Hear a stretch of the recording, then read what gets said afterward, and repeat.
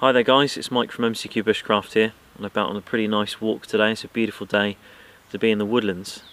And I'm in an open area here. This is an area that's been cleared.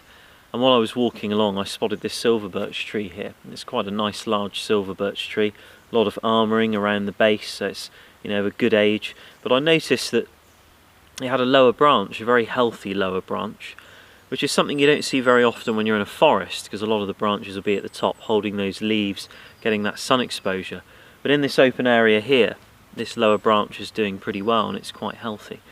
And I did a video recently showing how to tap birch, how to tap the sap out of silver birch to either drink or collect the sap for later use.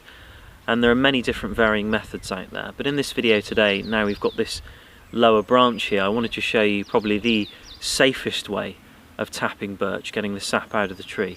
And it's probably the kindest way of getting the sap out of the tree.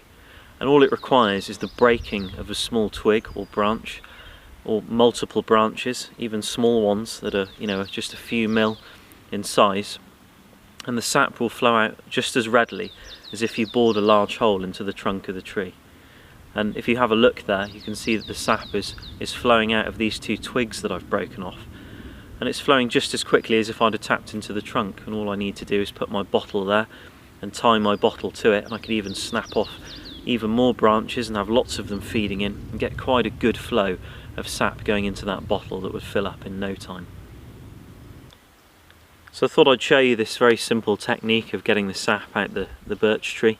You can do this with sycamore as well. I've done this with sycamore a few times, and it's really quite a nice way of getting the sap out, because it's just such a low profile way of doing it, and it doesn't harm the tree. There are always risks when you go into the trunk on any tree, and you can minimise those risks by doing things carefully, making the hole very small, cleaning it up, and trying to make sure there's no trails down the trunk for insects. You can do all manner of things and make it very low profile, but there is always risk involved. But trees are pretty hardy. I think they're not given as much credit as they're due. I've seen some horrendous chunks taken out the sides of birch trees, and the trees are fine.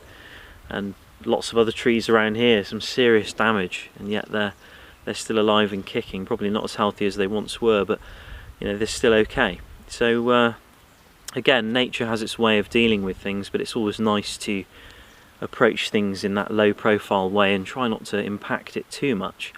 And if you've got access to lower branches, there's no other alternative really. This is a fantastic way of getting the sap out. So I thought I'd just share that with you, since now's the time of year everybody's out doing it. And thanks again for watching guys, and hopefully I'll see you again in another video very soon. Take care.